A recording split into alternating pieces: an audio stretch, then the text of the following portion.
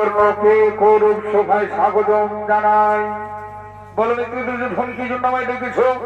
মিত্র কর্ণ, ওগো বন্ধু আমার, তুমি আমাদের একমাত্র ভরসা।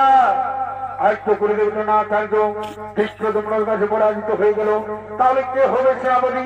তা আমি মনে মনে স্থির করেছি এবং ঘোষণা করেছি, আমাদের দল কুরুক্ষেত্র যুদ্ধে কৌরবদের সেনাপতি হবে আমার প্রিয় মিত্র অঙ্গরাজ কর্ণ। বা বন্ধু বা, তোমার ঋণ আমি কোনোদিন শোধ করতে পারবো না। তুমি যখন বলছো, আমি তোমার আদেশ অক্ষরে অক্ষরে পালন করবো। আগামীকাল কুরুক্ষেত্র যুদ্ধে কৌরবদের সেনাপতি হয়ে আমার প্রথম লক্ষ্য হবে অর্জুন। অর্জুনের মাথা ধরে আমি তোমার পদে তুলে এনে দেব। তুমি তাই হো।